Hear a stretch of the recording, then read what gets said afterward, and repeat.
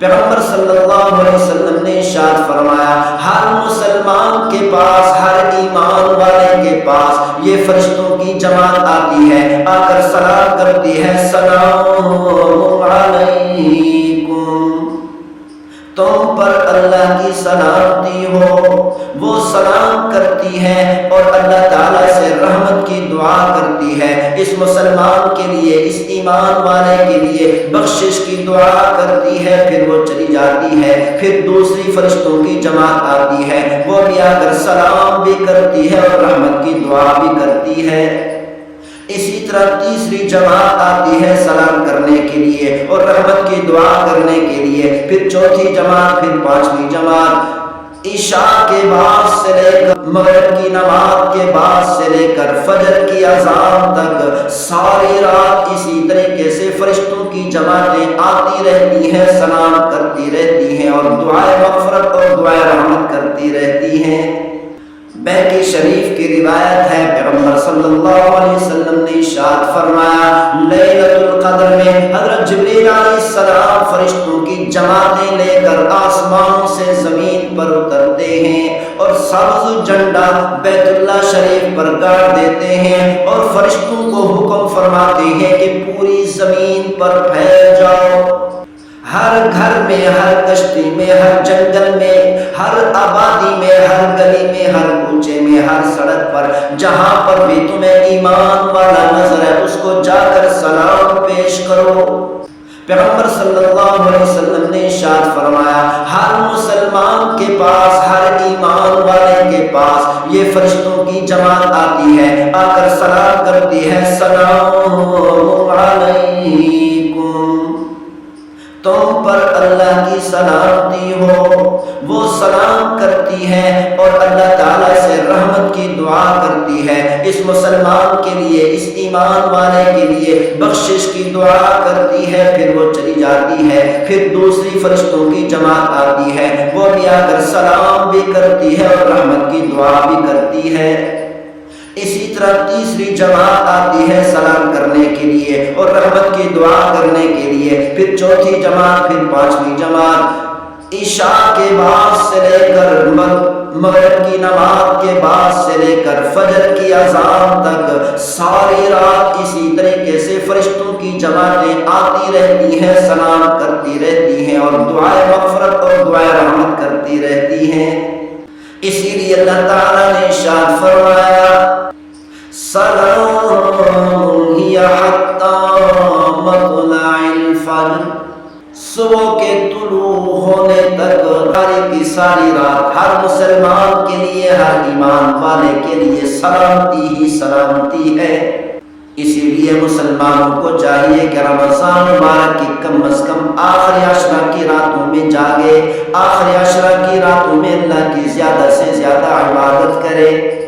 راتوں کو جاگنا کوئی مشکل نہیں اگر دل میں تڑپ ہو، دل میں اللہ کی محبت ہو۔ اسی لیے کسی نے کیا خوب کہا، اگر دل کے اندر تڑپ ہو، اللہ کی محبت ہو، اللہ کی چاہت ہو، پھر 10 راتیں تو کیا بات ہے، بلکہ سینکڑوں راتیں جاگنا بھی آسان ہو جاتا ہے۔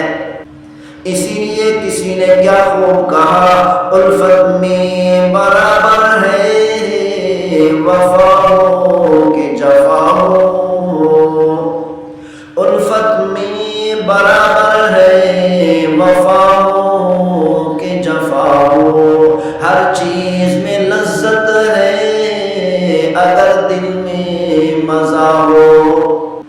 اگر دل کے اندر اللہ کی محبت، اللہ کی چاہت ہے تو پھر 10 راتیں تو کیا، سینکڑوں راتیں جاگنا بھی آسان ہے۔ لیکن دل کے اندر اللہ کی محبت کیسے حاصل ہو، اللہ کی تڑپ کیسے حاصل ہو، اللہ کی چاہت کیسے حاصل ہو، اللہ کے دیدار کی تڑپ کیسے حاصل ہو، یہ اس وقت تک حاصل نہیں ہو سکتی جب تک اللہ والوں کے جوتے نہیں اٹھائیں گے۔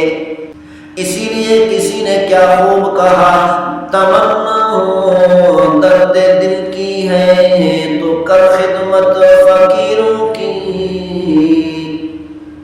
تمنا درد دل کی ہے تو کر خدمت فقیروں کی، نہیں ملتا یہ گوہر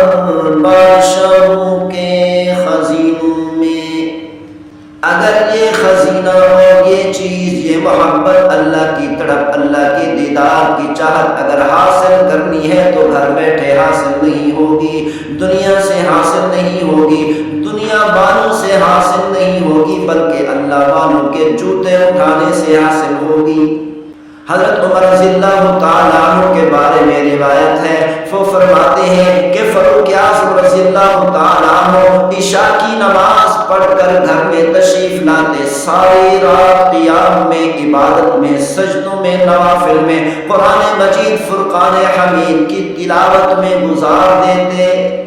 حضرت عثمان غنی رضی اللہ تعالیٰ عنہ کے بارے میں روایت ہے، فرماتے ہیں کہ سیدنا عثمان غنی رضی اللہ تعالیٰ عنہ دن کے وقت میں روزہ رکھتے تھے اور ساری رات کھڑے ہو کر عبادت کرتے، اور ایک ایک رکعت کے اندر پورا قرآن مجید فرقان حمید ختم کر دیتے۔ شرح احیاء میں ابو طالب مکی رحمۃ اللہ علیہ سے نقل ہے،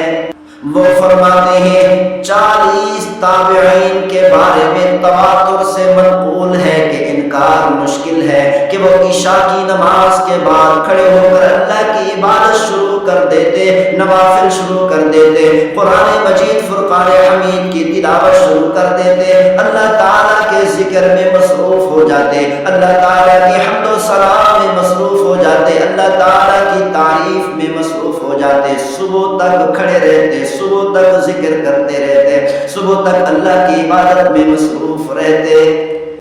اور عشاء کے وضو سے فجر کی نماز ادا کرتے۔